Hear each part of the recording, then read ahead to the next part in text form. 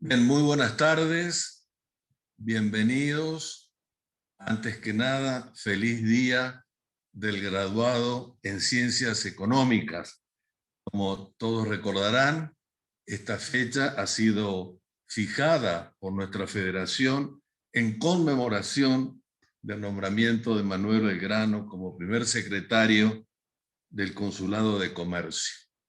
Realmente para nosotros es un honor poder compartir esta tarde con tres personas, tres disertantes, dos de ellos muy amigos de nuestra casa, y el último, diría, el dueño de la casa. Nos acompañan, como ustedes saben, José Luis Arnoleto. Realmente nos ha acompañado permanentemente en todas las actividades, aún cuando era presidente de la federación. Por supuesto, Alejandro Barbey, amigo también de la facultad, comprometido con toda la actividad de posgrado y de maestría en nuestra casa. Y como decía Andrés Abela, nuestro rector y docente, por supuesto, de nuestra facultad. Quiero además recordarles que esta actividad ha sido preparada en conjunto por el área de graduados de la Facultad de Ciencias Económicas, de la dirección de la carrera de contador público, también de la especialización en contabilidad y auditoría y de la maestría en contabilidad, carreras muy importantes que estamos llevando adelante con la participación de una cantidad muy importante de graduados de nuestra zona. Es un poquito larga la jornada, de manera que no voy a robarles mucho más tiempo, pero sí agradecerles a los tres disertantes, a quienes han trabajado en la organización de esta actividad, a María de Dios Miloco como directora de la carrera de contador público, también, como ya mencioné, al área de graduados que está en el ámbito de la Secretaría Académica de la Facultad. Espero no haberme olvidado de ningún agradecimiento y fundamentalmente, por último, agradecerles a todos los que nos están acompañando esta tarde en este encuentro y esperando que sea una actividad sumamente fructífera, que lo descarto, por supuesto. Muchísimas gracias, muy buenas tardes. Y ahora sí, le doy la palabra a María de Dios Miloco, nuestra directora de la carrera de contador público. Adelante, María. Hola, muy buenas tardes. Muy feliz día a todos los graduados. Muchas gracias, Eduardo, por tus palabras de apertura. Y bueno, desde el área de comunicación de la facultad han preparado un video institucional, así que bueno, queremos compartirlo antes de comenzar con las conferencias.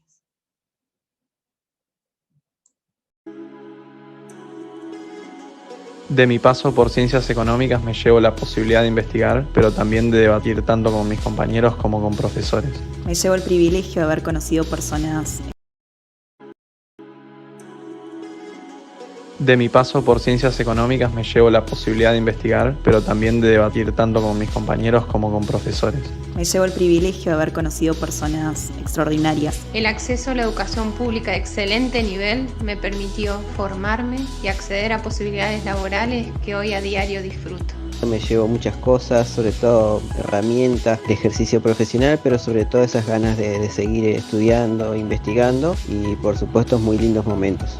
Lo que espero de la facultad es poder seguir capacitándome en sus carreras de posgrado. Poder generar aportes que al menos tengan un mínimo impacto en la sociedad. El nivel de incorporación que tiene la sociedad, los profesionales de ciencias económicas, por la amplitud de trabajos y los tipos de trabajo que uno puede realizar, estoy convencido de que fue y es y será siendo una gran elección.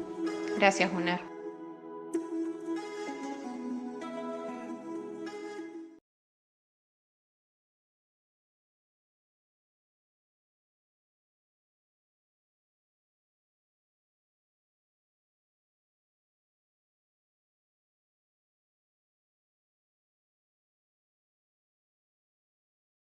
evento. Como bien dijo Eduardo, nos acompañan tres grandes profesionales, quienes con su agenda ocupada no dudaron ni un minuto en responder y confirmar su participación en esta jornada de formación profesional. Bueno, esta tarde vamos a tener tres conferencias.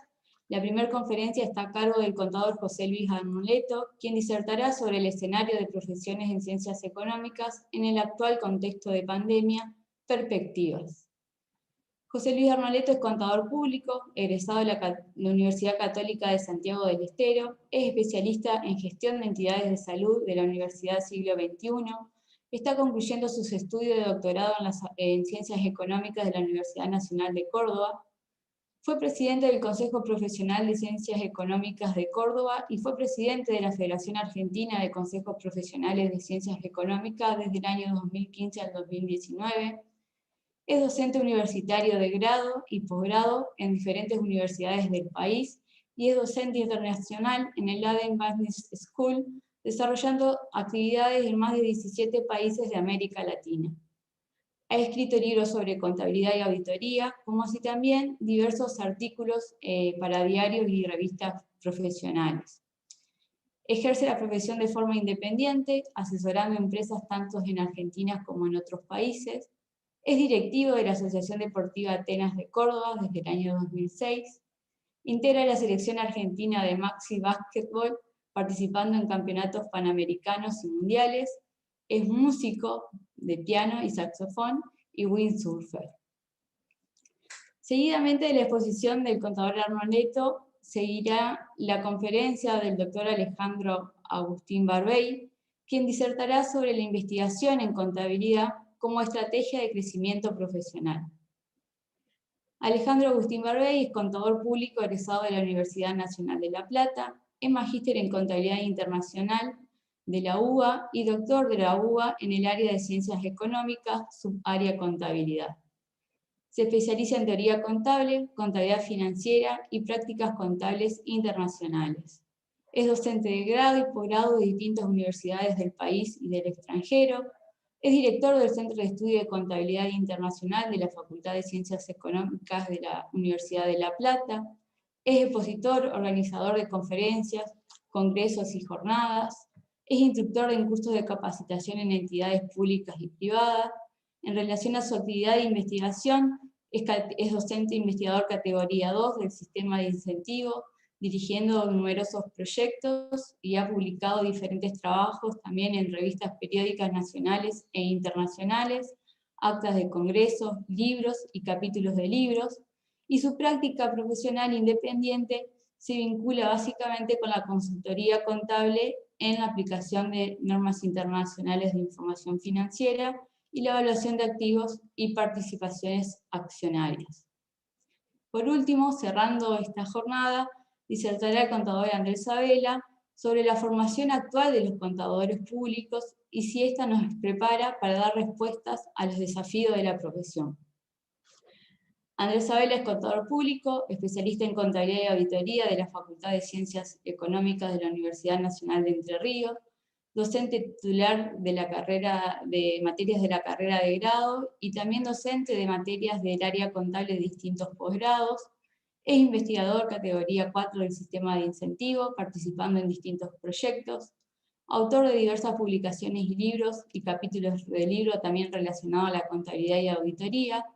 Fue nuestro decano, fue secretario técnico del Consejo Profesional de Ciencias Económicas de la Delegación Paraná por más de 20 años.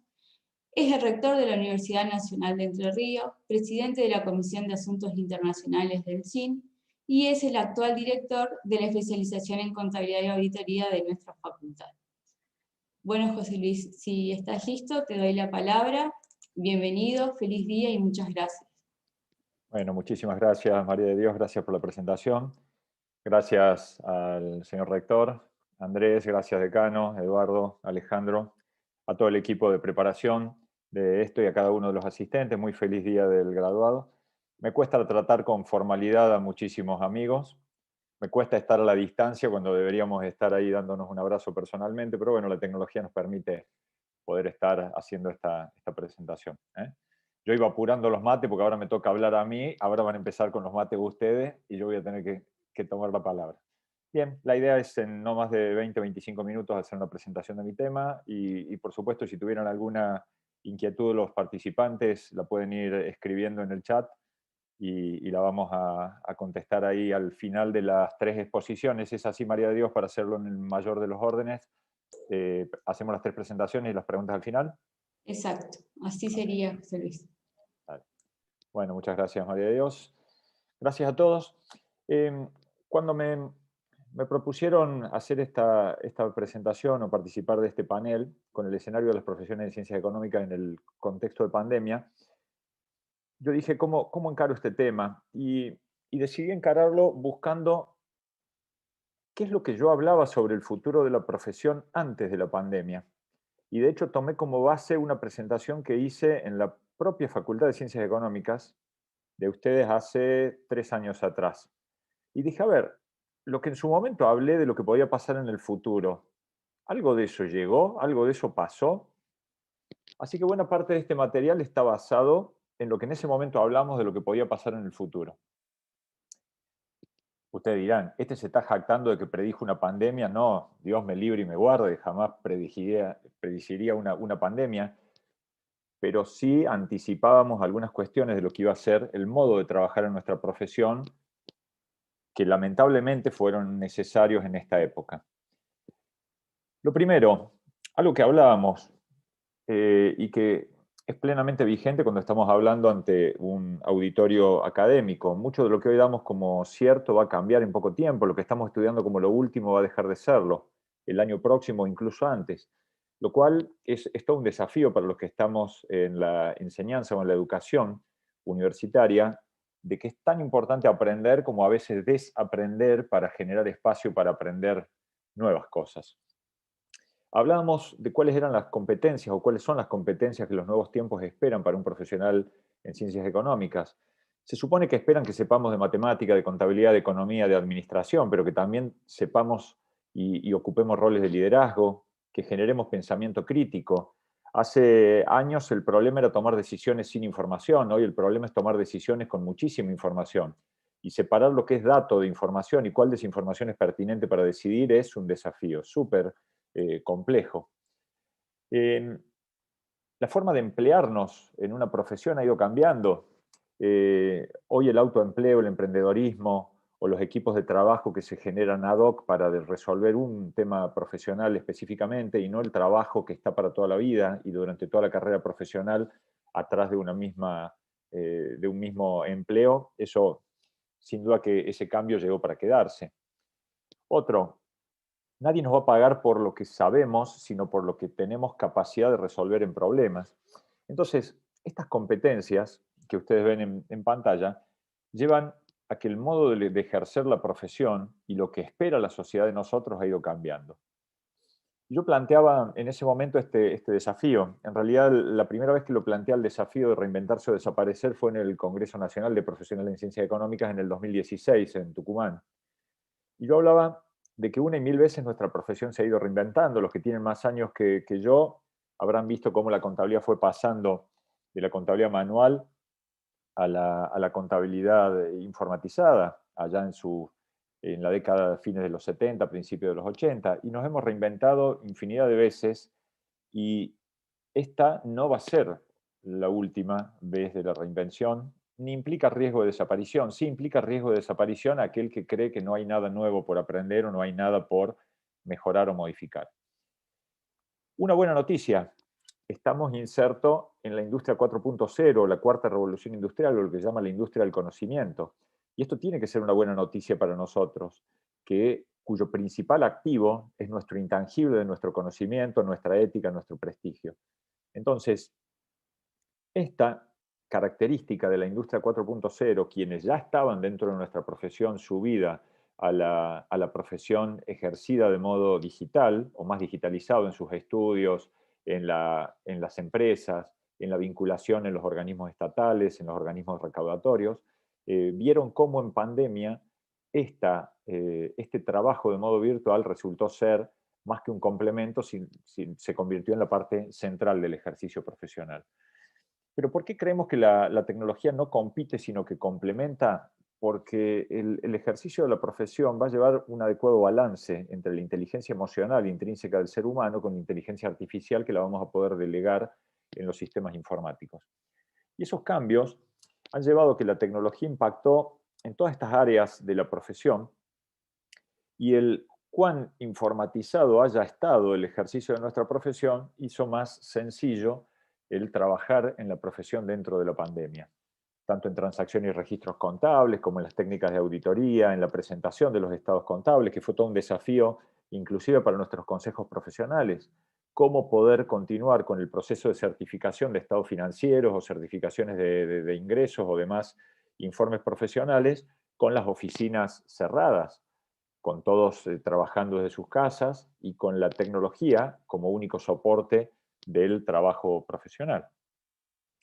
Entonces, el gran disparador en lo que es transacciones y registros contables fue la facturación electrónica.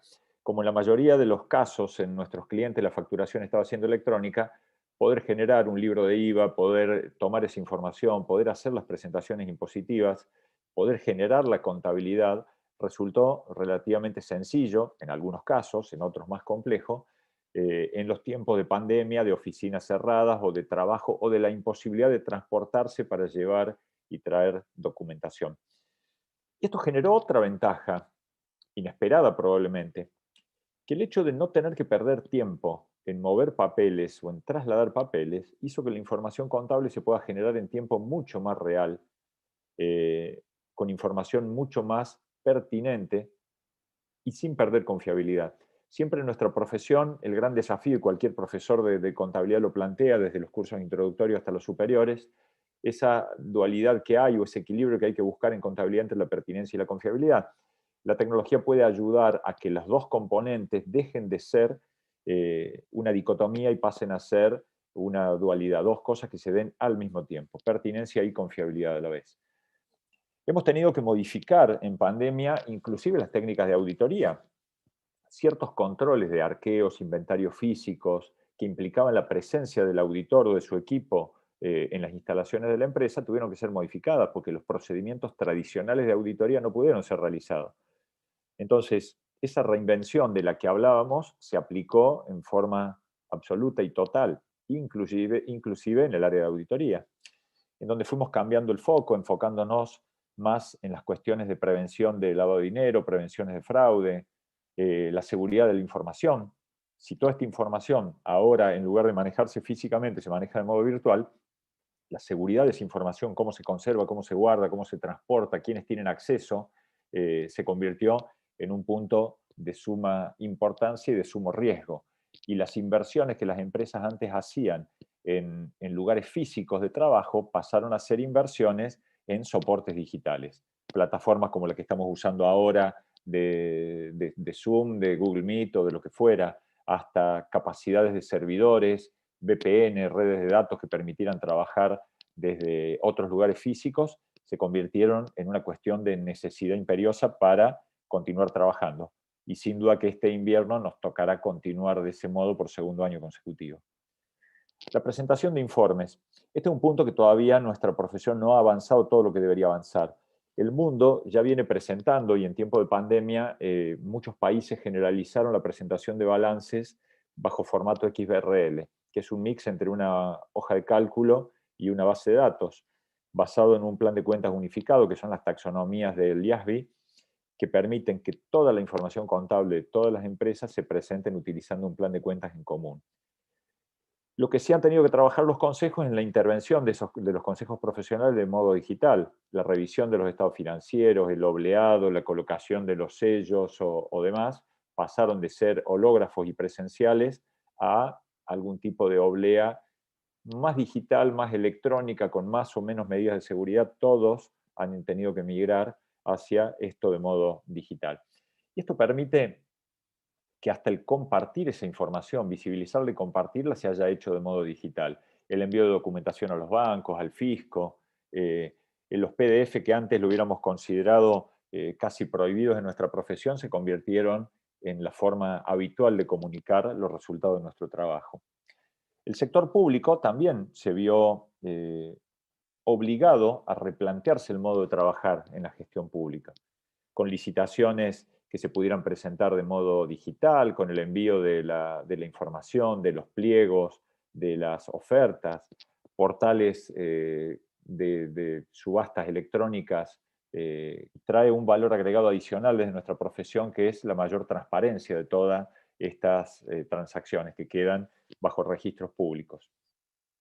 Algunas cosas que también en otras áreas de la profesión, que pudieran estar más ligadas a licenciados en administración, o inclusive a contadores y economistas, todo lo que tiene que ver con inteligencia de negocios, estrategias comerciales basadas en información estadísticas y probabilística, con sistemas predictivos. Tuvimos que ajustar planificaciones de producción y abastecimiento. Todos los sistemas de abastecimiento a nivel mundial colapsaron el año pasado y todavía están ralentizados. ¿Por qué? Porque la pandemia fue pegando en distintas velocidades en distintos lugares del mundo, y eso contrajo y complicó todos los sistemas de abastecimiento y de logística. Con lo que, sin discutir protagonismo con profesiones como la de los médicos, que evidentemente han sido esenciales en tiempo de pandemia, nuestras profesiones en ciencias económicas han demostrado ser esenciales y estar siendo esenciales. No existiría un sueldo liquidado, no existiría una liquidación de impuestos, no existiría recaudación tributaria, ni un crédito bancario, ni nada de lo que conocemos y que sabemos que mueve la economía si no hubiera el trabajo por detrás de un profesional en ciencias económicas. ¿Qué cosa de esto que yo presentaba hace 3 años ha fallado? El Luden, el disfrutar, el jugar, el estar felices con lo que estamos haciendo. Ha sido y están siendo años muy traumáticos para la profesión. Mucho estrés, todo es para ayer, reaprender cosas o aprender cosas nuevas. El ATP, el repro, cada uno de los trámites que nuestros clientes necesitaron que lleváramos a cabo, generaron desafíos importantes que nos han impedido disfrutar esta época, y probablemente la principal asignatura pendiente que tenemos en este año y pico de pandemia y de algunas cuarentenas más estrictas u otras menos, ha sido el no estar disfrutando lo que estamos haciendo. Yo creo que con una mirada de mediano plazo más adelante vamos a estar orgullosos de lo hecho. Hoy lo sufrimos más que disfrutarlo, ¿no?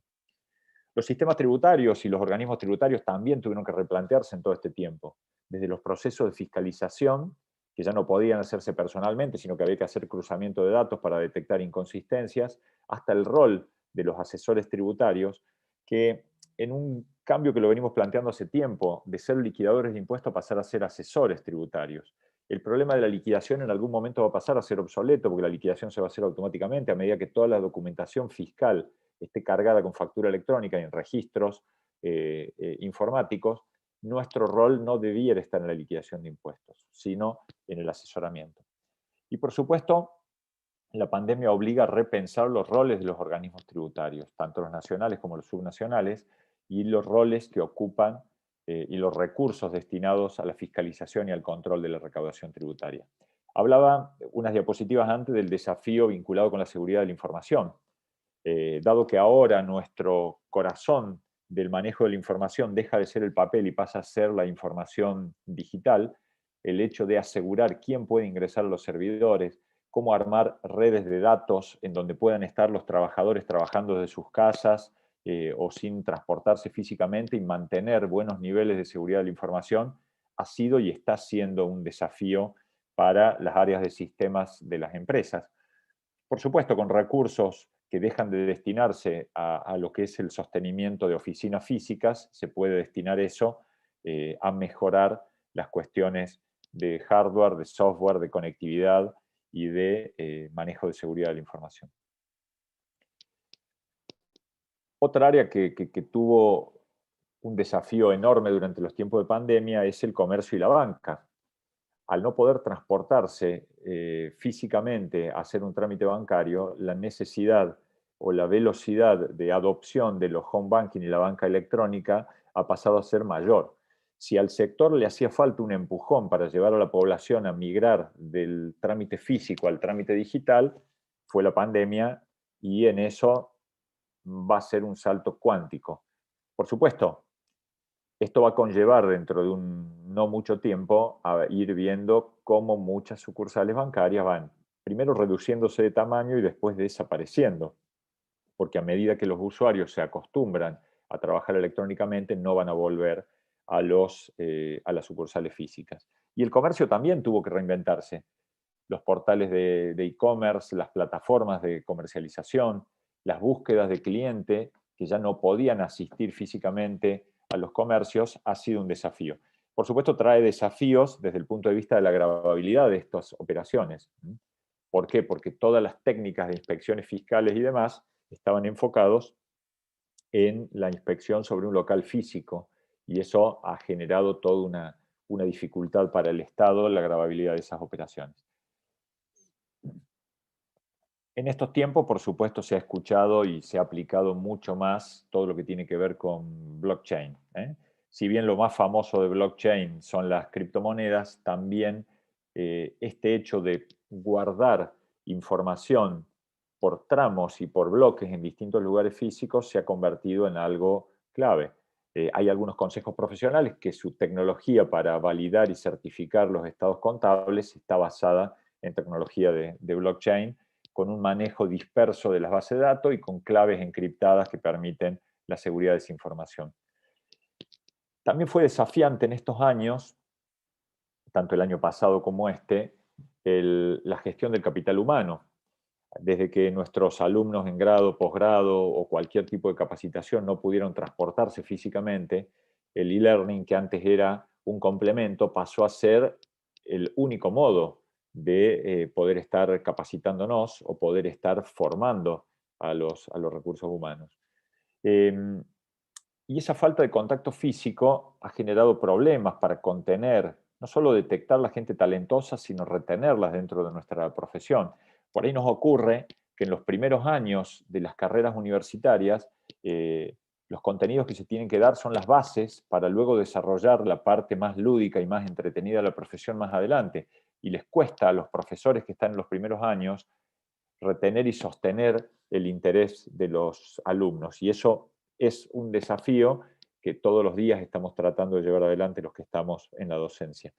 Por otro lado, nos permite actividades como esta, ¿no? La tecnología, el hecho de poder estar sin tener que generar ni un tiempo de traslado, ni un costo de traslado, poder estar haciendo actividades académicas y actividades de capacitación sin tener que transportarnos físicamente. Los desafíos que vienen después de esto va a ser el hecho de que si podemos formarnos a distancia, también podemos ejercer la profesión a distancia. Con lo cual, la posibilidad de que nuestro trabajo o de que podamos estar trabajando para clientes de distintos lugares, no solo de la provincia, sino del país y del exterior, pasa a ampliarse esas posibilidades en tiempos de trabajo virtual o digital. Un párrafo con respecto a una herramienta que si trabajamos virtualmente vamos a poder aplicar y mucho, que es la búsqueda de la diversidad, armar equipos que antes hubieran sido difíciles porque había que transportarlos geográficamente, hoy pueden trabajar desde distintos lugares físicos, gente de distinto manejo de idioma, distinta raza, religión, culturas, y entender esa diversidad como una ventaja. En lugar de juntarnos con gente que piense igual a uno, que es la típica, y que es de bajo valor agregado, porque si nos juntamos 3 personas que pensamos lo mismo, evidentemente no estamos agregando valor. El agregado de valor va a estar en el de armar equipos diversos y que nos puedan pensar estas preguntas: ¿qué pasa si o de qué otra forma podemos hacer? Un desafío que se vio y más claro todavía en los países de América Latina, cuando nuestras economías están basadas en la desconfianza y todos son controles sobre controles, y muchos de esos controles, el control sobre el trabajador en América Latina se da con un jefe o con un supervisor que esté al lado del trabajador, y eso evidentemente en los equipos que trabajan a distancia es difícil o es de imposible cumplimiento.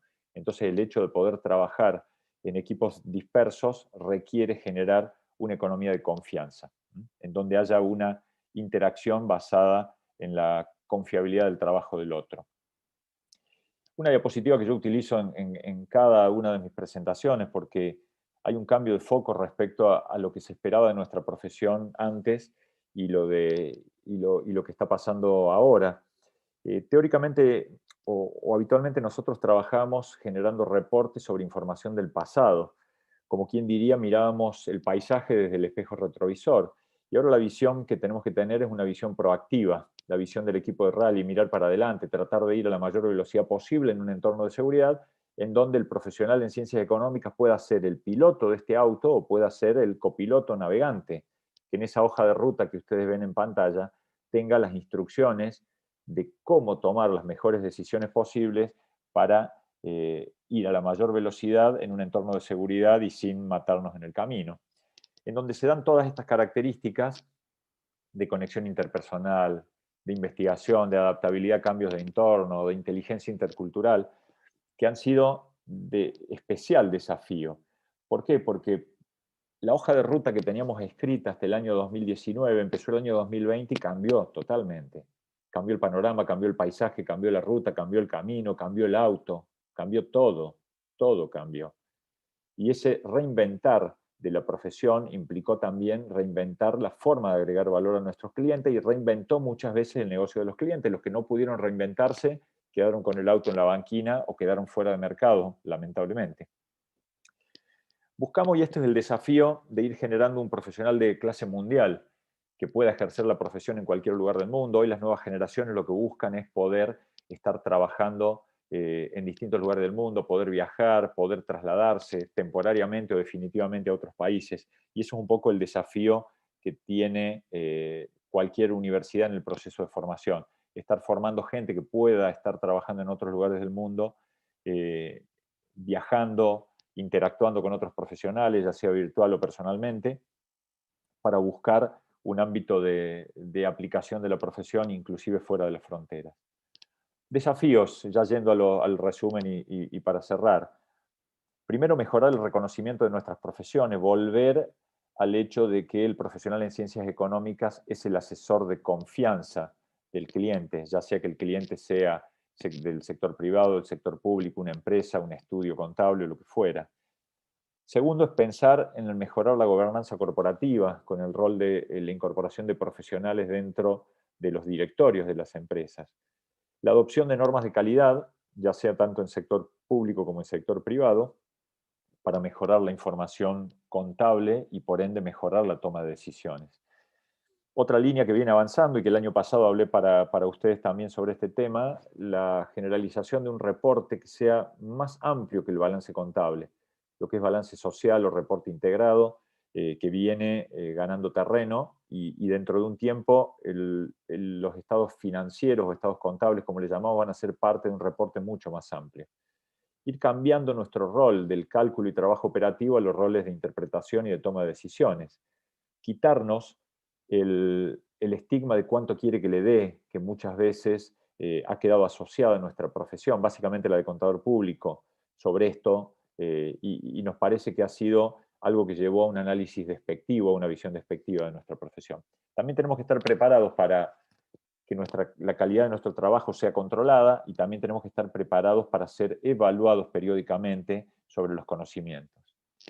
Áreas menos desarrolladas, le va a quedar este material y las diapositivas, por supuesto, para poder ver.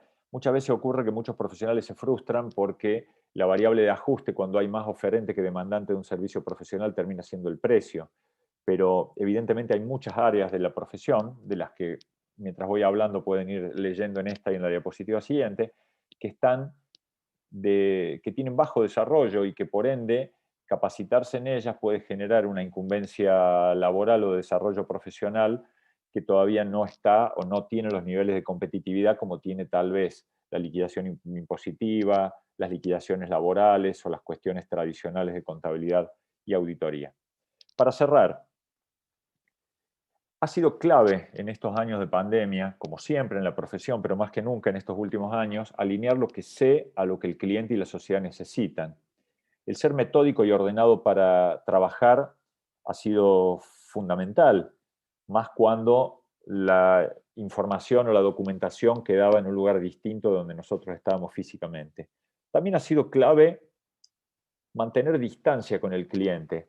Y esto es algo que yo le envidio siempre a otras profesiones, y que a nosotros nos cuesta mucho, los profesionales en ciencias económicas, que es mantener la distancia con el cliente. Yo puedo intentar ayudar al cliente, pero eso no convierte el problema del cliente en mi problema. El problema del cliente es del cliente. Nosotros vamos a tratar de ayudarlo a hacer lo mejor posible, pero no pasa con ello a ser nuestro problema, sino es un tema que va a dañar nuestra salud, el que no lo sabe dividir. Planificar carrera y retiro. Hay áreas de incumbencia que generan una obsolescencia elevada y que hay que saber manejarse con ella, y que si uno no está dispuesto a seguir estudiando, lo mejor que puede hacer es cambiar de área de incumbencia o retirarse de la profesión, y hay áreas que son mucho más tranquilas en cuanto a la obsolescencia de los conocimientos. Y por último, el involucramiento en instituciones intermedias, como ser la participación en los consejos, en las universidades, en los clubes o demás, que genera una empatía con respecto a lo que es una profesión como las nuestras y el impacto que generan en la sociedad, que termina siendo gratificante. Muchas gracias y le paso la palabra a Alejandro. Alejandro Barbey, un placer. Continúa vos, por favor. Muchísimas gracias, José, por la exposición, y bueno, continuaremos y después tendremos un espacio de preguntas. Bueno, buenas tardes a todos. La verdad que, como siempre, es un enorme honor y gusto compartir eventos en esta facultad. Tengo grandes amigos y hemos compartido un montón de espacios. Últimamente me han visto mucho, probablemente en varias actividades que hemos tenido, pero bueno, la verdad que es un gusto. Hoy veía en paralelo un poco el video de YouTube y la verdad que uno extraña esos espacios en donde cuando uno iba presencialmente y toda esta parte nueva, abierta de la facultad, la verdad que quedó muy linda. Bueno, yo voy a hablar un poco de investigación. Agradezco obviamente al decano la invitación, a María de Dios Miloco como directora de la carrera y obviamente al rector de la universidad, un amigo. Y bueno, y feliz día a todos los graduados de Ciencias Económicas, excede a los contadores, pero bueno, tenemos varios días nosotros como para festejar, este es uno, nos lo merecemos. Bien, voy a compartir la presentación y un poco la idea es tratar de conversar sobre investigación en contabilidad como una herramienta de crecimiento profesional. Recién yo lo escuchaba muy atentamente a José, que hablaba sobre hacia dónde va, ¿no?, la profesión, esto de espacios de atractivos, espacios de interés, ¿no? Siempre uno tiene que trabajar, ya sea, José lo planteaba hoy muy bien, y también uno lo plantea desde el punto de vista de investigación, esto de trabajar continuamente en la frontera, ¿no?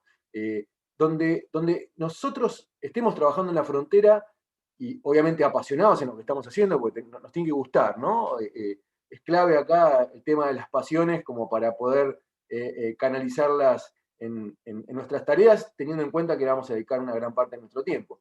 Y si estamos en esa frontera, claramente tenemos una gran ventaja con respecto a estos espacios de competencia, ¿no? Y además espacios que, como decía José hoy, muchos de nuestros espacios van a ser automatizables muy fácilmente, ¿no? Digo, todos los espacios regulatorios son espacios con alta posibilidad de automatización. En ese sentido, un poco el planteo era tratar de conversar sobre investigación en contabilidad como estrategia de crecimiento profesional. ¿Por qué?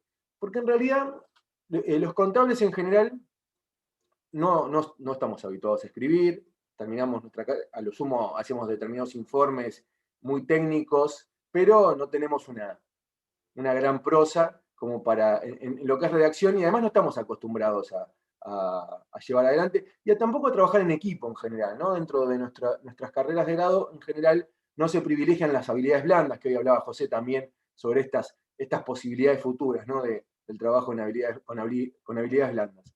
Y esto de investigar es un trabajo en equipo, ¿no? Es muy difícil que uno pueda llevarlo adelante solo, ¿no?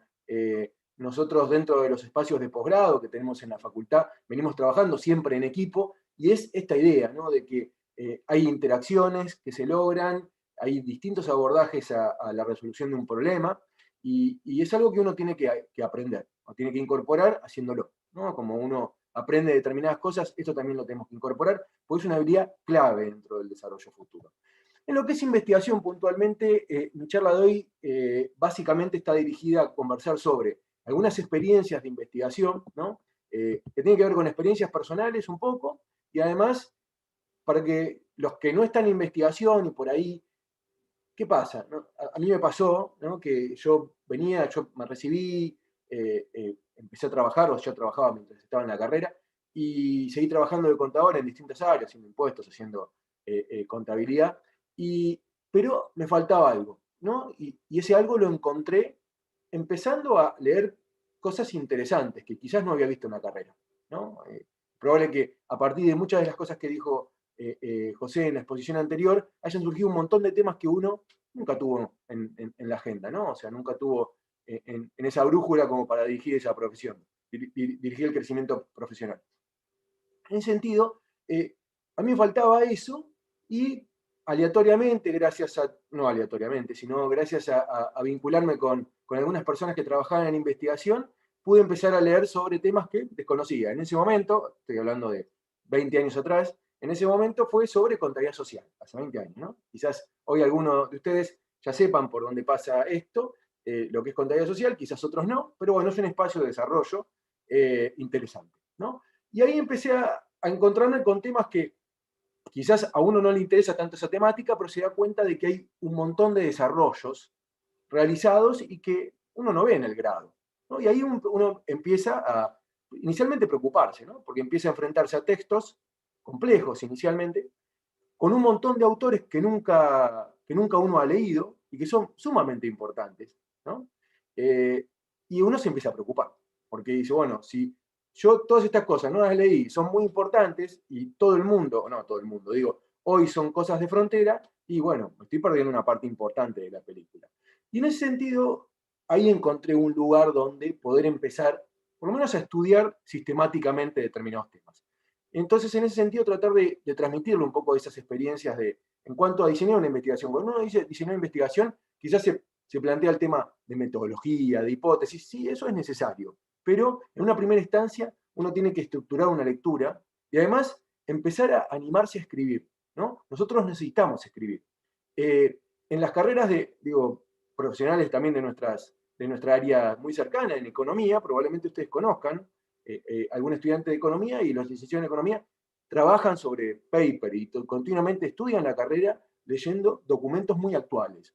Nosotros no tenemos esa práctica en cuanto a formación, y eso nos hace que estemos bastante lejos de lo que esté ocurriendo, porque estudiar de libros, en el mejor de los escenarios, hay ediciones cada una cantidad de años, ¿no? Que en general las ediciones son actualizaciones de las ediciones anteriores, con lo cual no hay un libro que uno va a encontrar sobre contabilización de las criptomonedas, por decir algo, o la utilización de blockchain dentro de la actividad de auditoría, que es hoy un gran tema, ¿no?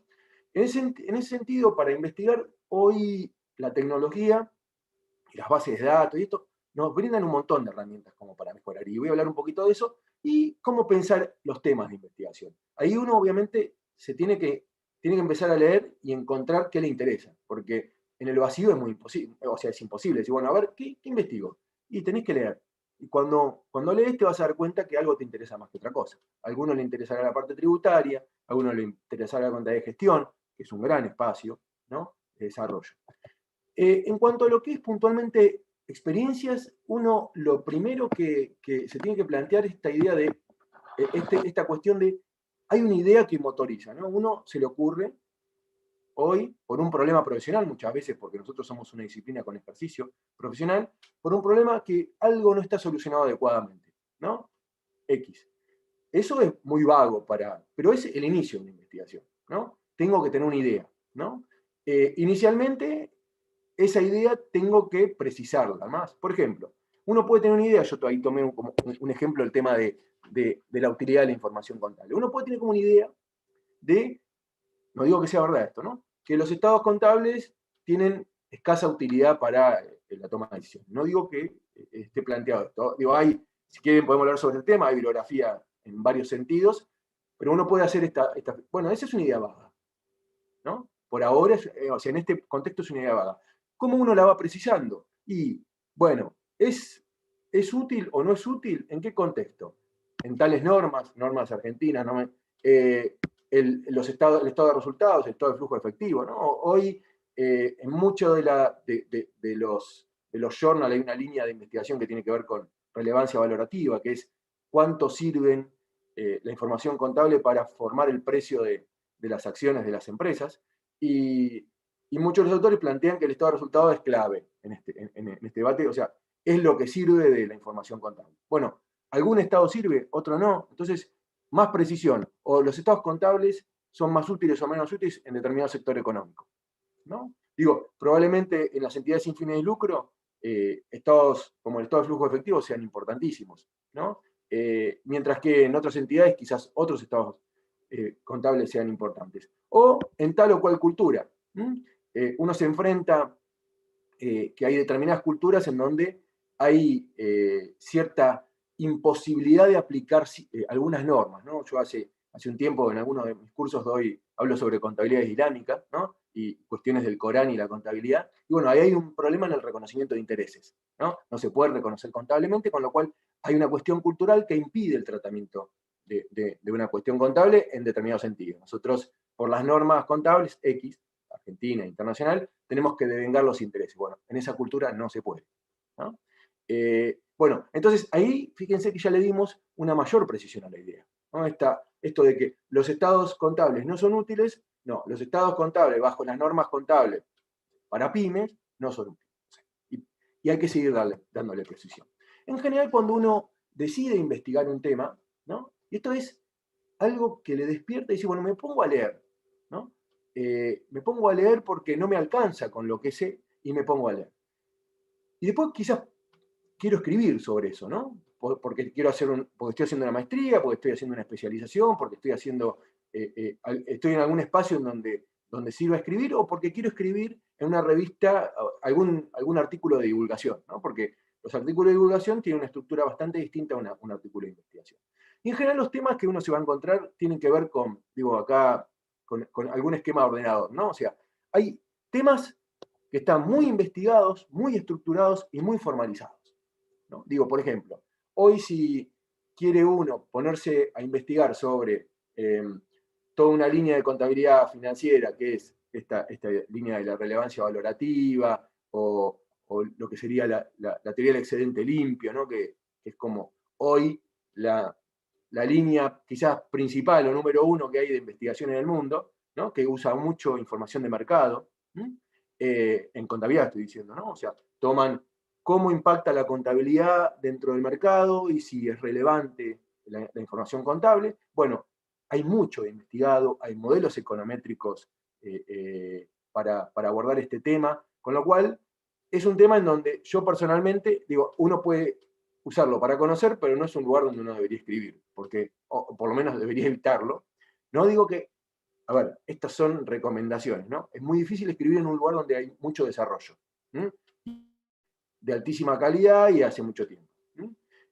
Hay temas investigados, pero menos estructurados y formalizados. Por ejemplo, hoy, en lo que es contabilidad social, en general ambiental, posiblemente algunos ya hayan escuchado hablar sobre reporte integrado. Hoy los organismos internacionales están empezando, hace tiempo que se está hablando sobre esto no es algo nuevo, esto ya en la década del 60 en Europa ya se hablaba, pero empezó a tener importancia dentro de los organismos de regulación a nivel mundial, y hoy ya el IASB hace poquito sacó una consulta como para tratar de avanzar en algún tipo de informe sobre sostenibilidad. Más allá que existe esta idea del reporte integrado, las guías como las GRI o los ODS, pero bueno, son temas que hay investigación, pero si uno quiere, hay menos formalización, ¿no? Hay distintos marcos que están ahí en puja, no hay hay trabajado sobre la utilidad, hay algún tipo de análisis interesante que se hizo en Sudáfrica, porque se implementó de manera obligatoria el reporte integrado en Sudáfrica, entonces viendo qué pasaba en los mercados cuando se implementó el reporte integrado, ¿no? Pero bueno, es un lugar interesante porque hay menos, no digo que no se haya investigado, sino que hay menos formalización en ese sentido. Temas poco investigados y poco estructurados, ¿no? Por ejemplo, y acá quizá lo uniría un poco, ¿no? Pero hoy lo que habló José de blockchain y contabilidad, hay poco, ¿no? sobre criptomonedas y contabilidad hay poco. A mí personalmente me interesa más la cuestión de lo que sería blockchain, porque es la tecnología que está atrás y además por el impacto que tiene en esta cuestión de la verificabilidad, del registro distribuido, y bueno, un montón de otras cosas. Ese, por ejemplo, es un espacio poco investigado y poco estructurado, ¿no? Como hay un montón más, ¿no? Y después temas no investigados, que van surgiendo, ¿no? Este es un tema nuevo, y continuamente van surgiendo. Por ejemplo, el tema de habilidades blandas en la profesión contable o cuestiones de educación en contabilidad a partir de la pandemia son temas nuevos, ¿no? Que uno podría llegar a investigar qué impacto tiene en la formación del profesional el tema de la pandemia, ¿no? Que claramente cambia, ¿no? La formación en este contexto es distinta a la formación que teníamos presencial. En general, cualquier investigación inicia con una pregunta, ¿no? Esta idea, encuentro un problema. Un problema no es algo que esté mal, sino un problema de investigación, ¿no? Y ese problema tiene que ser importante para alguien, ¿no? Si es importante solamente para mí, la verdad que, bueno, puedo ponerme a leer y va a quedar en mí, ¿no? Pero lo interesante de la investigación es que trascienda y que sirva en medio. Más en una disciplina social como la contabilidad. Digo, mi concepto de la contabilidad es un concepto amplio, yo pienso que es una ciencia social, X, pero bueno, trabajamos con fenómenos sociales, con lo cual tenemos un impacto social. Entonces, me parece que uno debería escribir sobre cuestiones que son importantes para el medio. Uno empieza a ver qué se ha escrito sobre eso, los antecedentes se llaman, y define con precisión el problema. Cuando define el problema, plantea la solución.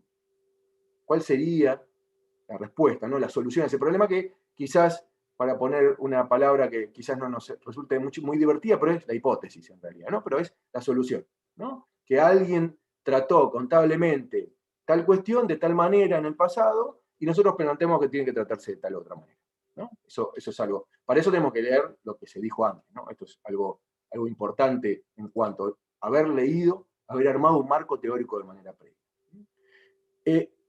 Uno tiene que defender el por qué esa solución es mejor que las anteriores. Por ejemplo, hoy en contabilidad a nivel internacional hay una norma que modifica la manera de contabilizar los arrendamientos, ¿no? Los leasing que conocíamos nosotros, los alquileres en general se cambian, ¿no? Todo alquiler, excepto muy marginalmente algunos, el locatario, arrendatario, el locatario, lo registra como si fuera un leasing, todo, ¿no? Si uno es locatario de un inmueble, tiene que registrar como si fuera un leasing. Eso rompe principios contables básicos que veníamos arrastrando a lo largo del tiempo, como esta cuestión del espejo, que dos partes que contabilizan una operación la contabilizan de manera inversa, ¿no? Bueno, entonces uno podría llegar a plantear una solución alternativa, ¿no? ¿Cómo debería tratarse eso? Más allá de la norma, ¿no? ¿Cómo debería tratarse el tema? ¿Y por qué esa solución es buena? ¿No? Estados Unidos supone que esa solución es la mejor. Pero por ahí la doctrina no considera que sea de esa manera. Bien. Y uno tiene que defender el porqué y mostrar información empírica. Y acá es donde se abre, hay un cisma, ¿no? En investigación hay una corriente principal, ¿no? El mainstream, como pasa en muchas disciplinas, que es donde quizás la mayoría investiga, ¿no? Cuando uno empieza a trabajar por ahí sobre contabilidad financiera o sobre un enfoque de investigación que a veces hoy en el mundo es el empírico, ¿no? Usan datos, construyen tablas a partir de muchas observaciones, ¿no? Ese es un esquema de investigación. Pero hay corrientes alternativas, ¿no? Digo, posiblemente alguno haya escuchado hablar sobre la corriente crítica, interpretativa, la crítica radical. Hay corrientes alternativas que trabajan más con abordajes cualitativos, ¿no? Que pueden ser interesantes, ¿no? Entonces, digo, esto de lo empírico, hoy, para publicar en muchas de las revistas internacionales con alto impacto, se pide que haya un abordaje empírico del problema. Y la conclusión, ustedes cuando lean un buen paper van a encontrar de que el autor cuando concluye dice, bueno, he demostrado esto, quizás en tal y tal cosa este documento es débil, ¿no? Eso es muy interesante, ¿no? Porque habla obviamente de una objetividad por parte del autor, porque uno en contabilidad aborda fenómenos sociales y no estamos en un laboratorio con un tubito de ensayo, ¿no? Entonces, el elemento social se mueve. Digo, a ver, en contabilidad financiera medimos patrimonios y el patrimonio es una creación cultural. Digo, le pusimos Nosotros definimos que esto es un patrimonio, pero salimos de esta disciplina y alguien puede suponer que es algo distinto. Entonces me parece que plantear cuestiones de debilidad de lo que uno ha hecho es clave para seguir investigando e ir construyendo esta teoría general contable que es muy, muy necesaria. Bien. Y en ese sentido uno se va a encontrar, cuando uno empieza a leer, con dos tipos de artículos, ¿no? Pero un poco lo que planteaba también José.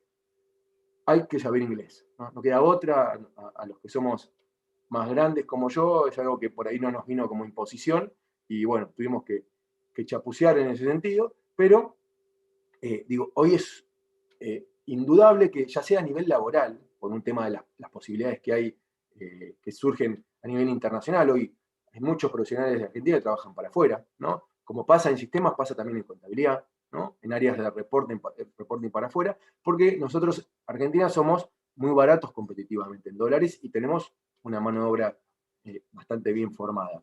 Entonces uno tiene que leer inglés. Puse un documento en inglés de una revista que es como una revista de la más importante en esa corriente alternativa, ¿no? Que es Accounting Organizational Society. Es un trabajo sobre auditoría, ¿no? Y la estructura, fíjense que es la misma, ¿no? Esta idea de introducir el problema, todo el conocimiento previo que existe sobre el problema, cuál es la solución, plantea ese problema, la hipótesis, el diseño de la investigación, toda la parte de datos, la parte empírica, con los resultados y las conclusiones. Misma estructura, lo que plantea acá es igual, ¿no?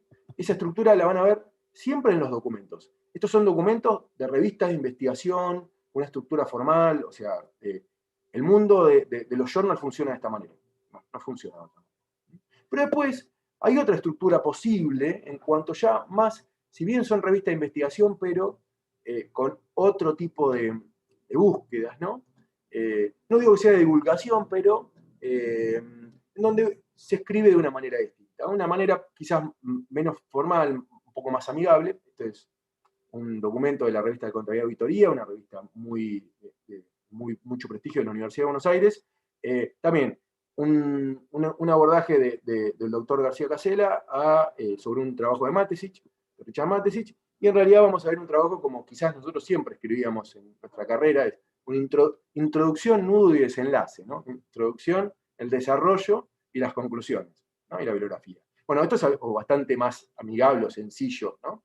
Bueno, uno va a encontrarse con estas dos cosas. Lo cierto es que el camino de publicación internacional en general sigue el del Paper 1, y esto no le quita precio a esto, ¿no? O sea, para mí, obviamente, García Casella, Mates y un montón de autores que han escrito siguiendo estas líneas son súper valiosos para los que nos interesa la teoría contable. El tipo de investigación a realizar, en general uno, cuando empieza a hacer investigación exploratoria, que es empieza a ver lo que hay sobre cada uno de los temas, ¿no? Y para eso tiene que revisar bibliografía. Después, obviamente, cuando explora, pues, en general uno transita entre la exploración y la descripción de lo que encontró. Sobre blockchain encontré tal cosa. Sobre habilidades blandas encontré tal otra, ¿no? Las otras investigaciones ya son un poco más complejas, en donde uno ya demuestra vinculaciones entre variables, ¿no? Es decir, bueno, cuando pasa esto, entonces esto, por ejemplo, ¿no? Alguna causalidad por ahí. Bien, pero uno tiene que saber hasta dónde llega ese estudio o el plan, ¿no? En general, para los que están empezando, los que están interesados por este tema, y lo que uno tiene que explorar. Explorar para encontrar lo que sea escrito que sea de calidad, ¿no? ¿Y cómo uno se da cuenta? Cuando llega a lo que se llama en investigación los autores seminales. Los autores seminales son los que uno sí o sí tiene que leer, ¿no? Entonces uno dice, bueno, a ver, cuando yo hablo de relevancia valorativa o el modelo este que hablaba de los beneficios excedentes, es como hoy el líder, y bueno, uno termina en unos artículos de Feltham y Olson de la década del 90, que son, en teoría de la agencia, termina en Jensen y Mecklen, termina en autores que son los que hay que leer sí o sí, ¿no? Ahí tiene que terminar uno, en el tema que le toca trabajar. Bien, en cuanto a herramientas, hoy la virtualidad, toda la cuestión de las tecnologías de la información nos han sumado un montón de recursos. Piensen que para acceder a bibliografía antes uno tenía que ir a una biblioteca físicamente. Cuando uno ve, si alguno leyó el libro Cómo hacer una tesis de Umberto Eco, ¿no? Que él explica cómo hacer una tesis, bueno, Umberto Eco, un gran escritor, ¿no? Cómo hacer una tesis, y él plantea que tiene que ir hasta una biblioteca alejada no sé cuántos kilómetros, porque sabe que ahí está tal libro, ¿no? Y hoy esa problemática no la tenemos. Tenemos mucha información. Un poco, hoy José hablaba esto de que hay mucha información, y uno tiene que elegir. Y para manejar esa información hay un conjunto de recursos. El sotero, uno tiene que tratar de trabajar con recursos libres siempre que uno pueda, ¿no? Esto es algo que es interesante. El sotero es un recurso libre que se usa mucho en investigación, en todo el mundo, ¿no? Para el que le interesa, después tienen ahí los links como para recorrerlos y van a ver que hay información muy interesante. Algo que rescato y que por ahí es poco conocida para los que están en investigación, por ahí un poco más, pero Google tiene, no es lo mejor, pero es bastante bueno, tiene como un reservorio para investigadores que están en Scholar, que están en distintos idiomas, ¿no? Uno, obviamente, si maneja el inglés va a encontrar un montón más de publicaciones, y ahí uno puede acceder a los temas. Está muy bien para empezar, ¿no? Obviamente, para nuestros países es una fuente interesante, para Argentina, que quizás, no sé, adquirir suscripciones a journal internacionales es muy caro, puede llegar a ser una variante. En ese sentido, todas las universidades en Argentina tienen, desde máquinas de universidades o proxy, acceso a la biblioteca del MinSit, que nos permite acceder a journals internacionales, que son carísimos, si tuviéramos que comprarlo. Piensen que por ahí un artículo sale $30 para poder leerlo, y a través del MinSit tenemos la posibilidad de acceder, que es algo que está buenísimo, ¿no? Y después hay repositorios de cada universidad. Yo obviamente acá hago una publicidad, Centro de Estudios en Contabilidad Internacional, del que participo en la Universidad Nacional de La Plata. Tenemos documentos de trabajo del CECIN, pero después muchas universidades tienen repositorios con la producción de cada una de las universidades, ¿no? Nosotros tenemos los documentos de trabajo, hoy vamos por el 61.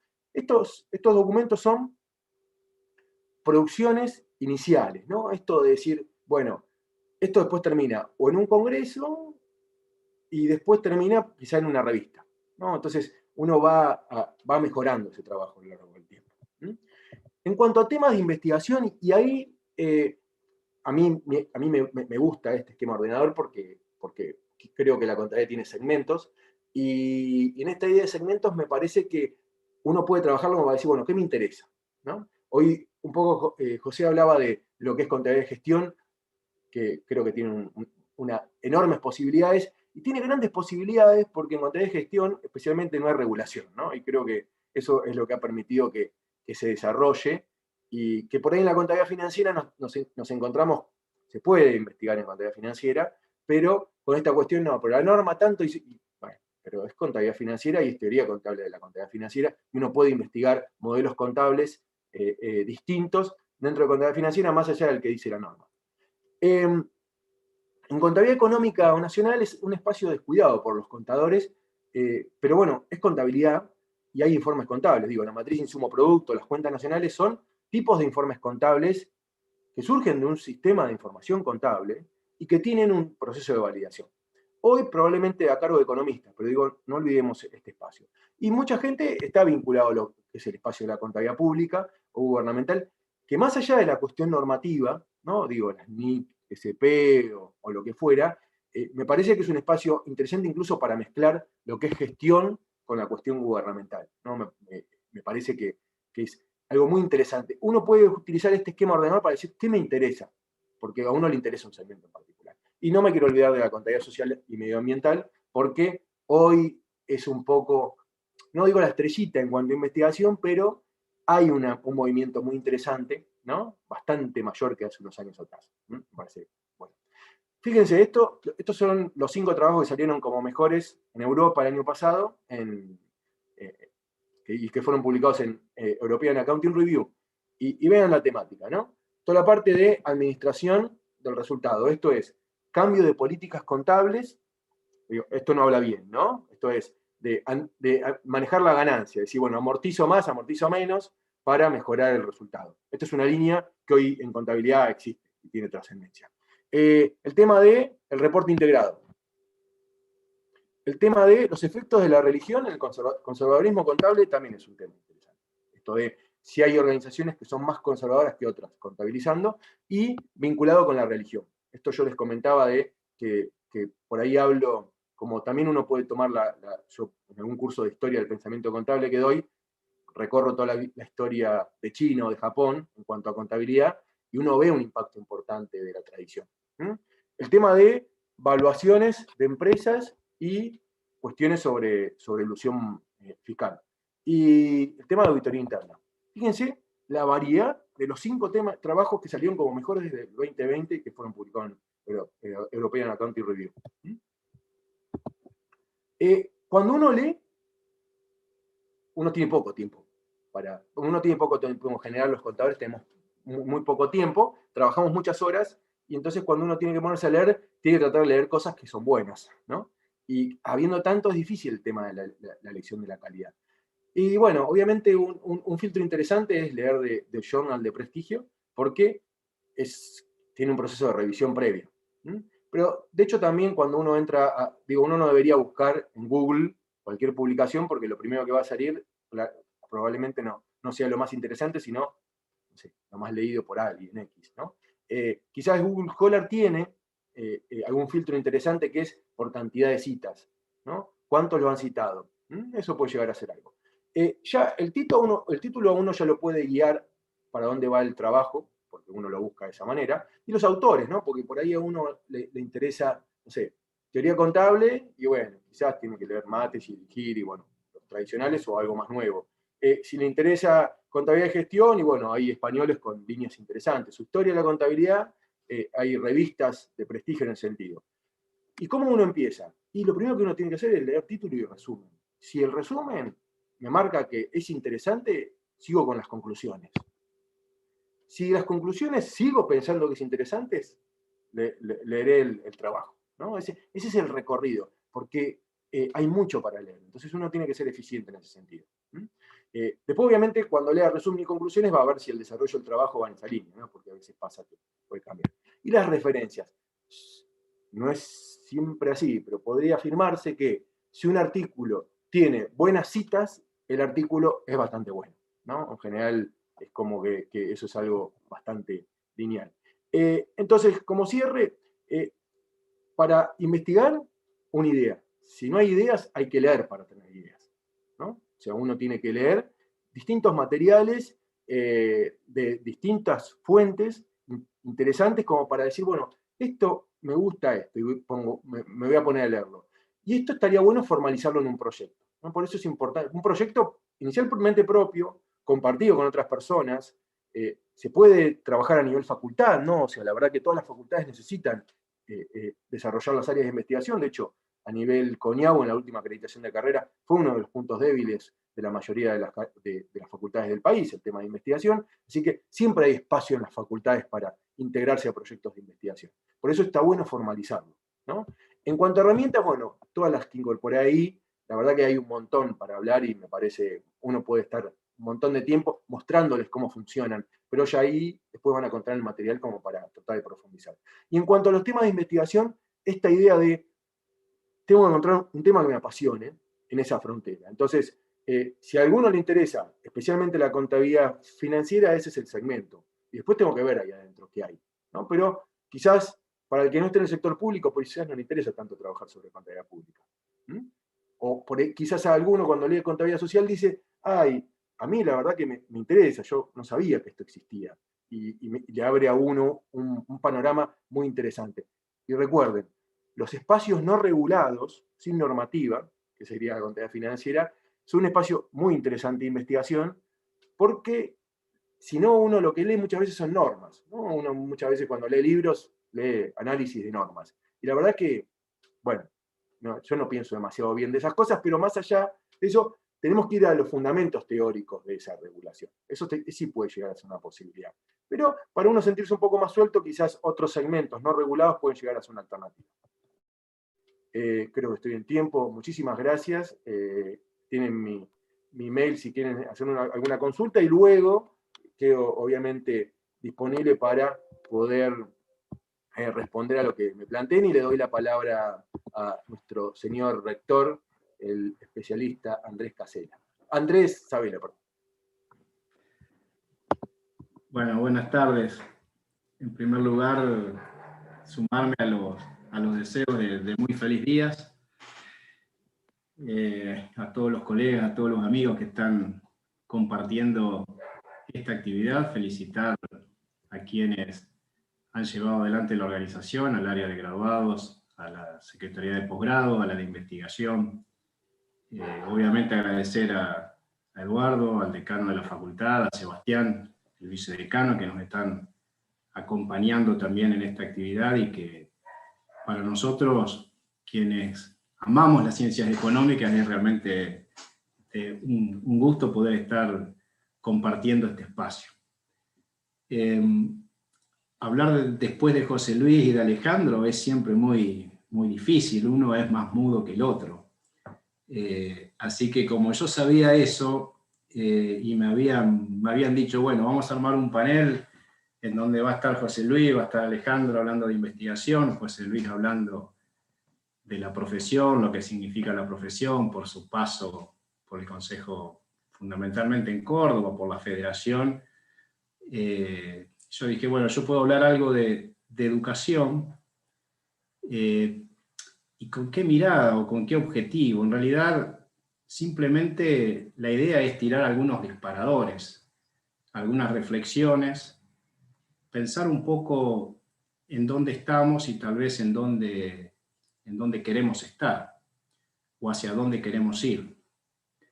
Yo lo preparé, digamos, cuando me dijeron que tenía que preparar la charla, yo dije, bueno, yo voy a preparar esta filmina, ¿sí?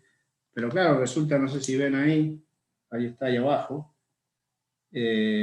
Claro, no la puedo pasar acá virtualmente, no, acá tengo la filmina, pero no la puedo poner, no sé, José Luis. Yo soy plan 1978 de la carrera de Contador Público. Reinventate, Sabela, reinventate. Y usé estas filminas hasta el 2003, 2004, no hace tanto. En primer lugar, cuando pensé de hablar algo de educación, uno podría haberse tentado de hablar del proceso de acreditación que llevaron adelante las carreras de Contador Público. En el caso particular de nuestra región, hablar de la unificación del plan de la carrera de Contador Público, que luego de 48 años de existencia de la Facultad de Administración en Concordia y nuestra Facultad de Económicas en Paraná, después de 48 años, las gestiones de esas facultades logran tener una carrera con un mismo plan de estudio. Un tema raro para quienes no son de la zona, pero que es así, digamos, y es real. Sin embargo, en realidad, prefiero tirar algunos disparadores y algunas ideas, como digo, algunas comparto, otras tal vez no tanto, pero las escucho a menudo, y por eso aprovecho este espacio para intentar transmitirlas y dejar, digamos, vuelvo a decir, en realidad no una solución, sino algunas reflexiones para justamente mejorar la formación de nuestros profesionales y estar a la altura de los desafíos de la profesión que también describiera al inicio de este encuentro José Luis. En realidad yo indirectamente voy a estar muchas veces pensando en la carrera de Contador Público, pero creo que las reflexiones que voy a hacer son aplicables a las ciencias económicas en general. Y también son, en esto de la formación, no son solo vigentes o aplicables a las facultades y a las universidades públicas, sino que también esto que voy a decir, creo que también en gran medida se encuentra en las universidades privadas. En general, yo creo que nosotros estamos muy acostumbrados a trabajar, en el mejor de los casos, a partir de un diagnóstico que se basa en lo que pasó y en lo que pasa, en el pasado y en el presente, y a partir de allí intentar generar alguna planificación pensando en cómo construimos un futuro que deseamos. Muchas veces incluso desconociendo en esa construcción lo que ocurre en el contexto. Y esto pasa muchas veces en las universidades. Construimos planes mirándonos hacia adentro sin mirar en realidad lo que está ocurriendo en el contexto. Si llevamos este proceso a los procesos educativos, me interesa centralizar lo siguiente, aunque pueda ser un poco aburrido. Generar un diagnóstico en temas educativos significa probablemente un trabajo no menor a 2 o 3 años. Y generar el plan que surja de ese diagnóstico significa también trabajar otros 2 o 3 años más. Ponerlo en implementación, en carreras de grado que llevan unos 5 años de duración, significa estar trabajando en la implementación al menos otros 5 años. Y eso hace que cuando uno genera programas de formación, en realidad genera programas que pone en acción con un diagnóstico que al menos tiene 10 años de atraso. Y que luego volverlos a corregir o volverlos a implementar genera otro número de años iguales. Para quienes son egresados de nuestra facultad y que mirando un poco la lista aquí de quienes iban saludando en el canal de YouTube, si nosotros pensamos en nuestro plan de estudio 2008, que es el que la facultad tiene vigente con algunas modificaciones, ese plan tiene un diagnóstico del año 99-2000 y va a terminar en el año 27.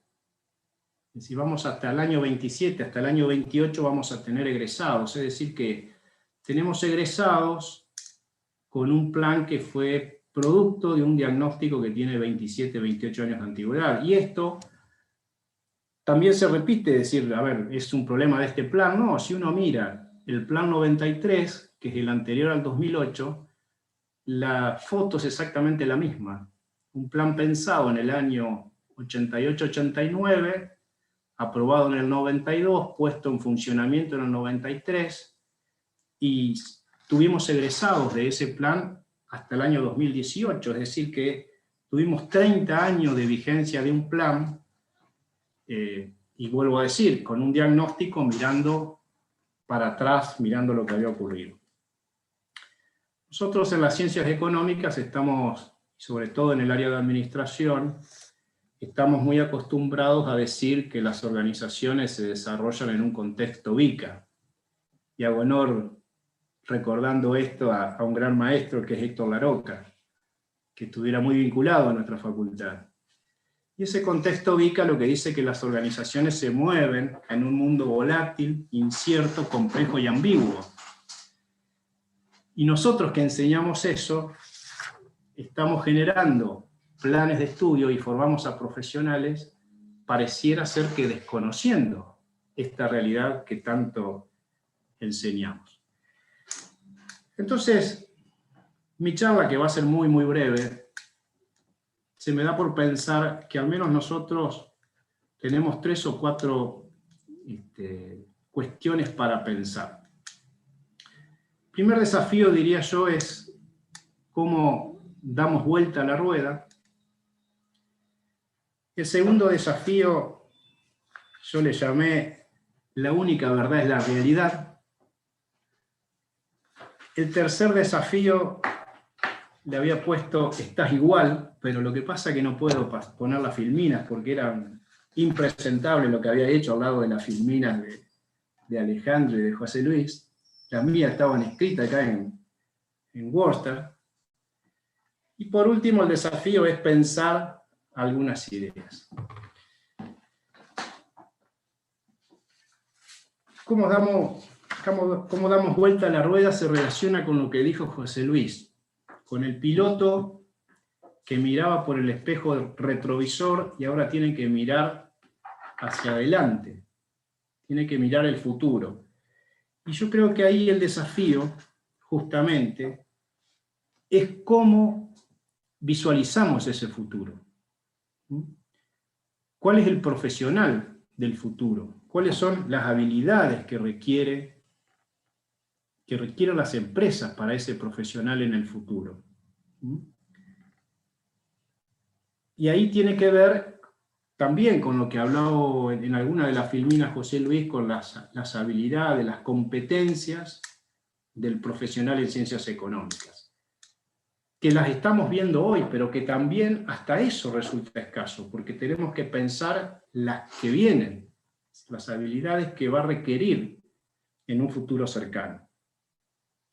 Entonces, a partir de esa visualización, y apoyándonos en la investigación, y por eso me parecía bueno que parte de esta mesa también hubiera una mirada de investigación, es realmente cómo contextualizamos la formación en el presente de ese profesional que queremos trasladar al futuro.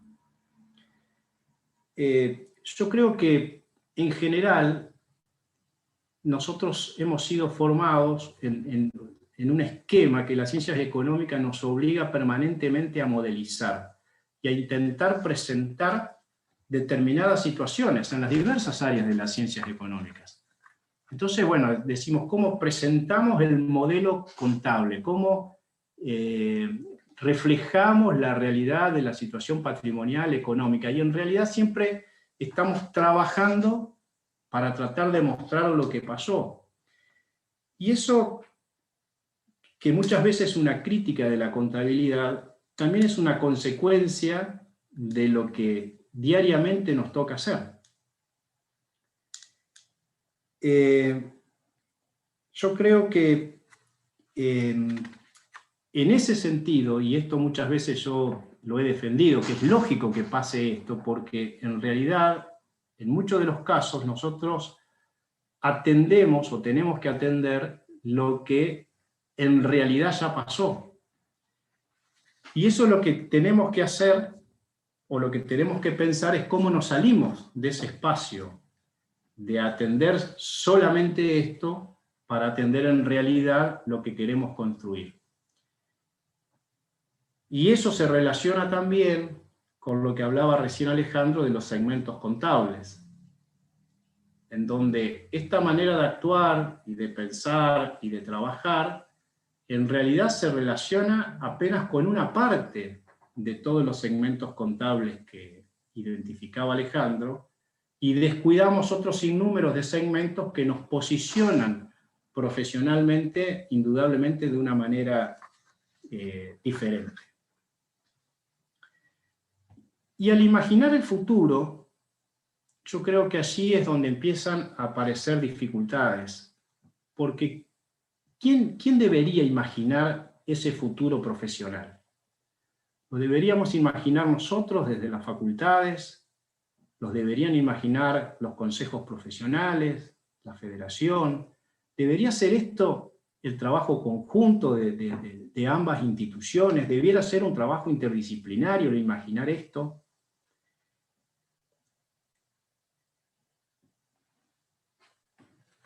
En realidad, y pasando al otro desafío, y es que la única verdad es la realidad, seguramente muchos estarán pensando y saben quién dijo esta frase.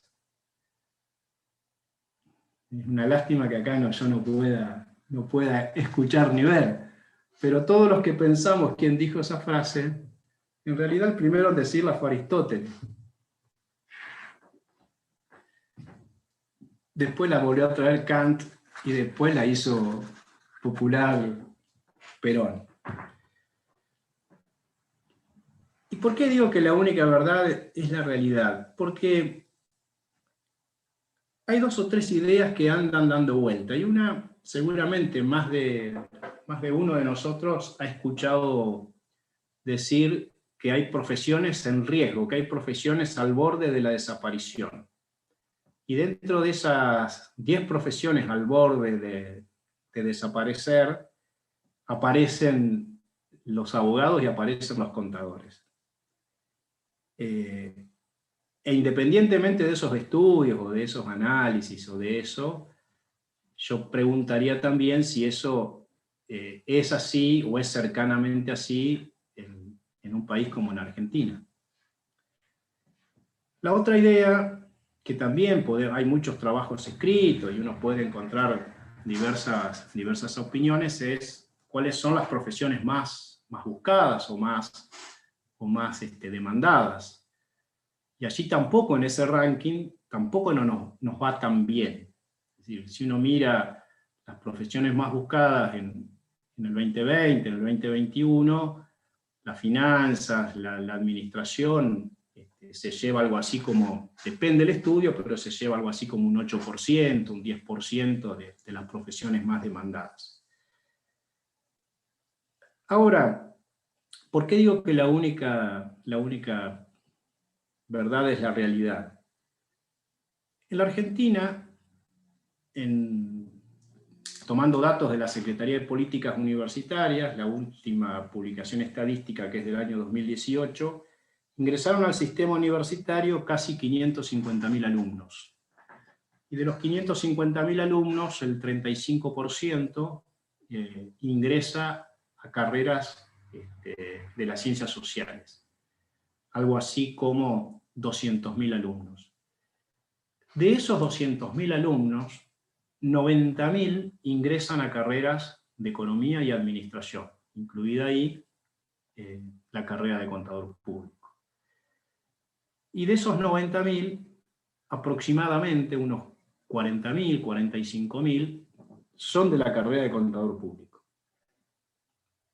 Para que tomemos una dimensión de esto, las carreras de Derecho en el año 2018 registraron un ingreso de 50.000 alumnos.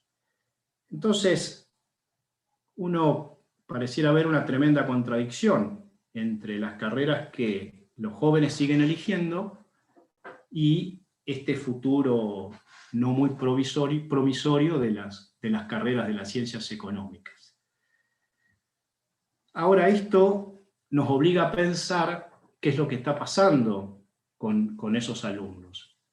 Dejando de lado el análisis educativo, digamos, en donde indudablemente la estrella del problema es la deserción, y las ciencias sociales son las carreras que se llevan los porcentajes de deserción más altos del sistema, sí creo que hay que pensar qué pasa con el recorrido de ese alumno y qué es lo que pasa con la demanda que ese alumno va teniendo a nivel laboral o a nivel de lo que puede llegar a significar su ejercicio profesional. Y así yo tomé dos datos que agradezco a la Secretaría de Extensión y al proyecto de investigación de las prácticas profesionales de la facultad. No voy a dar muchos datos porque por el tiempo no lo voy a poder hacer, pero sí, digamos, de manera resumida, las facultades de Ciencias Económicas son las que generan mayor interacción con los sistemas de pasantías dentro de toda la universidad, y los alumnos que ingresan a los sistemas de pasantía lo hacen en un 90% al sector público y en un 10% al sector privado. Esto hay para abrirlo muchísimo más, pero doy ese dato que es contundente y no quiero, digamos, seguir ahogando en otros datos que en realidad enriquecen la mirada, pero sí agregar que en las prácticas profesionales supervisadas ocurre algo inverso. Las prácticas profesionales, en realidad, pero esto como consecuencia seguramente de las características del sistema y de las obligaciones que significa para quien toma la práctica profesional, algo así como un 80% de los alumnos se desempeñan en el sector privado, en estudios, fundamentalmente, y un porcentaje cercano al 25% en organismos públicos o en otros organismos. Y así también, digamos, en ese proyecto hay una cantidad de información muy, muy interesante para ver. Eso lo dejo ahí, pero en realidad, después lo voy a tratar de retomar pensando, a partir de esta realidad, qué es lo que hacemos en los procesos de formación. Y cómo impacta, si es que impacta, esta realidad en los planes de estudio, en los programas de formación, en las actividades de extensión, en las actividades de investigación que llevamos adelante desde las unidades académicas, animándome a anticipar de que en realidad no lo tenemos en cuenta. El tercer desafío, que a manera de broma yo decía, le había puesto "estás igual", es bastante crítica mi postura, y tiene que ver con lo siguiente. Nosotros, por un lado, desde lo formal, la profesión tiene una ley nacional que data de los inicios de los 70. En el caso de la provincia de Entre Ríos tenemos una ley provincial que es del año 86, 87. En esas leyes se regula el ejercicio de 4 profesiones de grado, y yo me planteo y me pregunto la vigencia de esa normativa y la necesidad o no de ampliar esas incumbencias profesionales y esas carreras incluidas en las ciencias económicas. Paralelamente a esto, ¿por qué digo que estamos igual? Porque cuando uno mira los planes de estudio de las carreras de contador público, y podríamos hablar de la realidad de nuestra facultad, plan de estudio, dije al inicio de la charla, tratándolo de despertar, porque sabiendo que iba a hablar de educación, probablemente alguno se quería ir. Yo soy plan 78, la facultad luego tuvo el plan 93, y actualmente el plan 2008, y acaba de aprobar un nuevo plan. Y la verdad que cuando uno mira esos planes, no encuentra diferencias significativas. Lo que encuentra son algunas horas más, algunas horas menos, algunas materias más, algunas materias menos, pero la verdad es que no hay cambios significativos.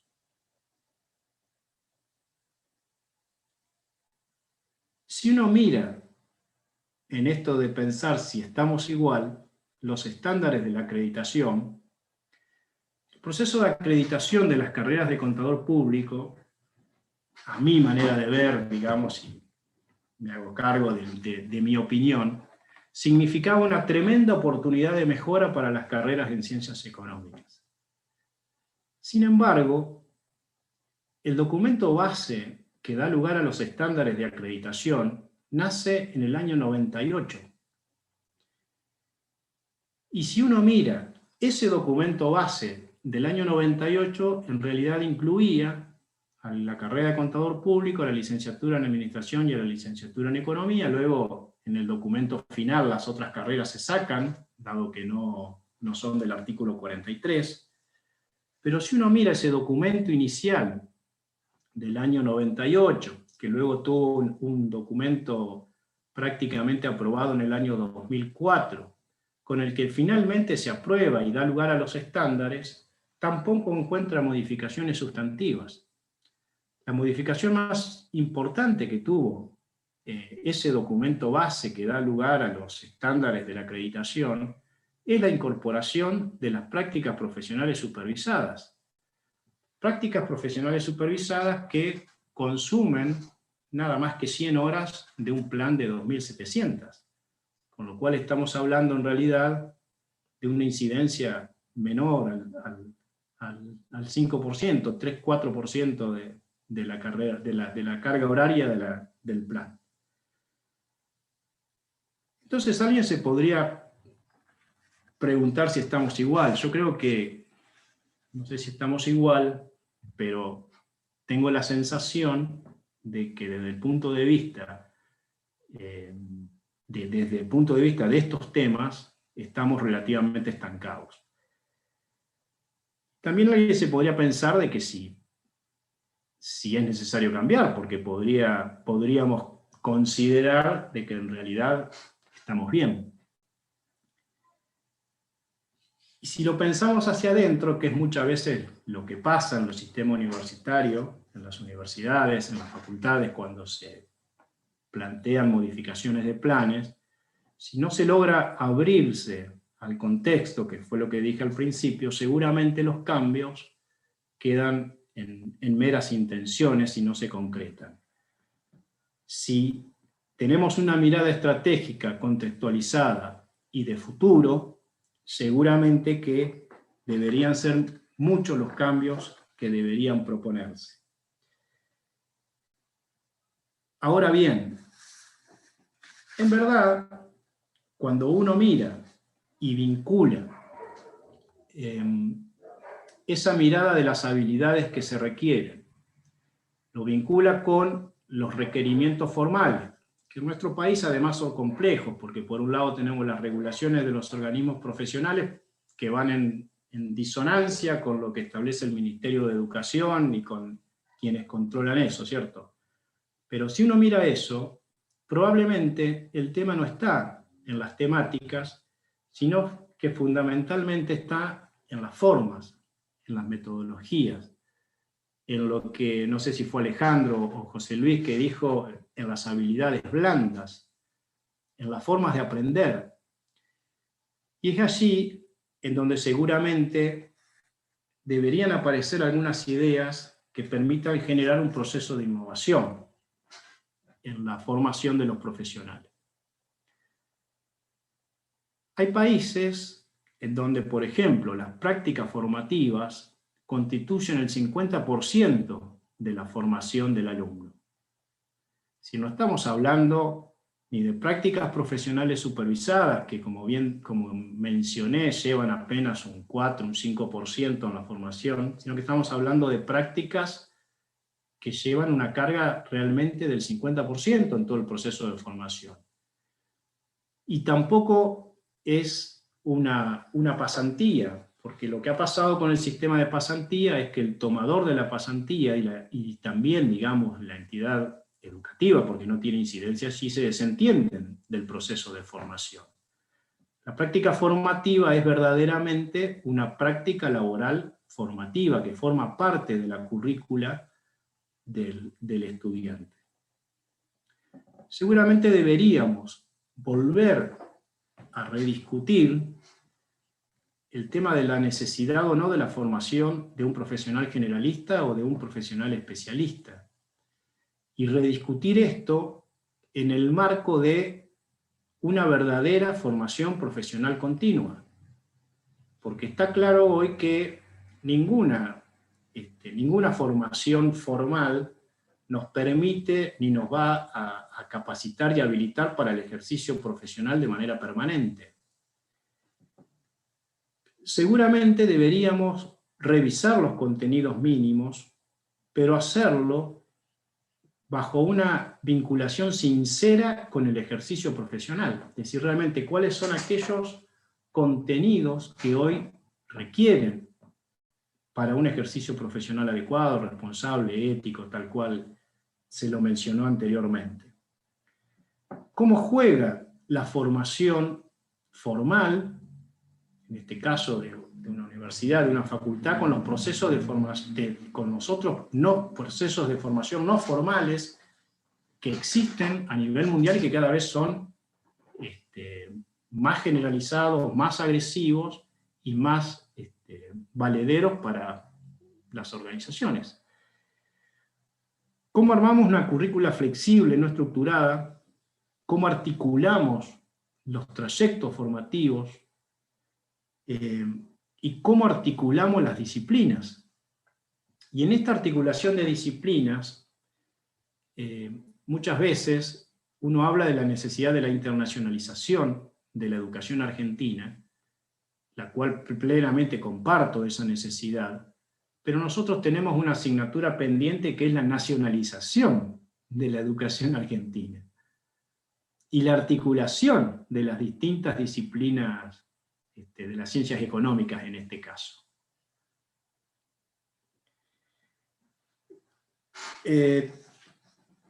La carrera de contador público, al estar incluida en una carrera del artículo 43 bajo estándares de CONIAU, tiene un proceso muy burocrático y sus posibilidades de modificaciones complejas.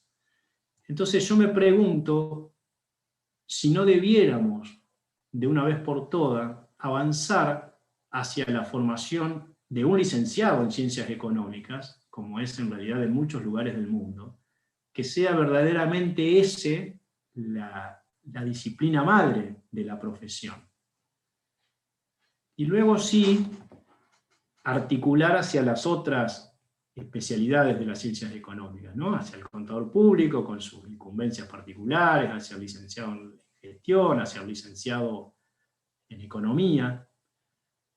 Nuestra facultad realizó una experiencia muy interesante a través del desarrollo de la licenciatura en gestión de organizaciones, en donde justamente crea una carrera nueva para apartarse de lo común y de los estándares de la licenciatura en administración, intentando generar justamente un proyecto innovador que atienda a las necesidades del medio. Y de manera similar, si bien no conozco, digamos,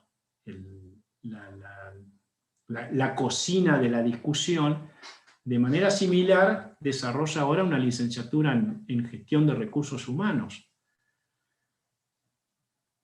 Creo que el desafío de la formación de profesionales es un desafío permanente. La formación, como muchas veces lo hemos dicho en este espacio, pero también lo hemos dicho en otros espacios, cuando estaba en el Consejo Profesional, es una obligación de la disciplina y es una necesidad de nuestros colegas. Y indudablemente los procesos de formación formales que se generan a través de las universidades, de las facultades, deben ser pensados como un proceso que no finaliza con una carrera de pregrado o con una carrera de grado, sino justamente como un proceso de formación continua de los profesionales.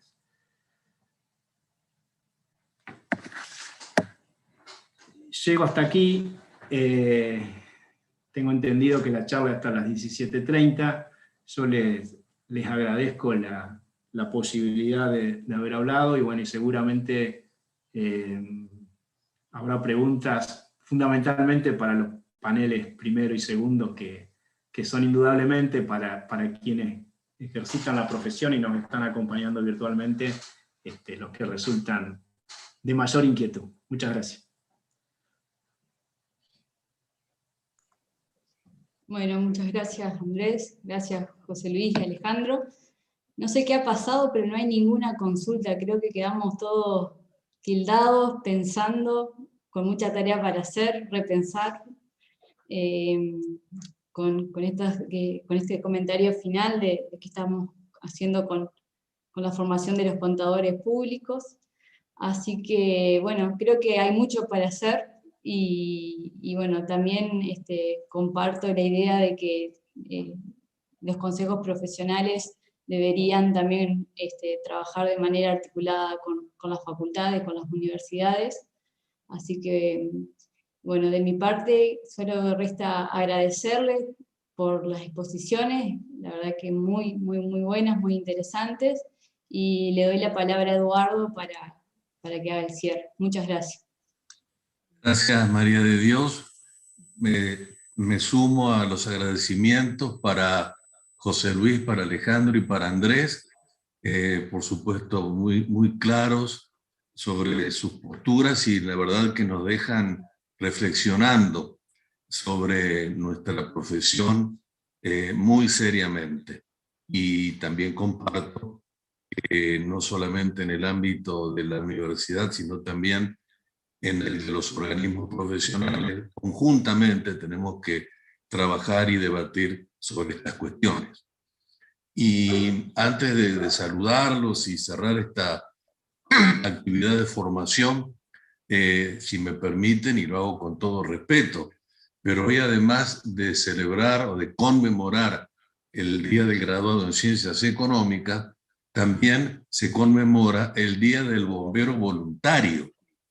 Yo no sé si esto es una coincidencia o realmente nosotros, todos los profesionales en ciencias económicas, en gran medida y en algunas oportunidades, también tenemos que trabajar como bomberos voluntarios. Perdónenme el comentario, pero me parece que es adecuado.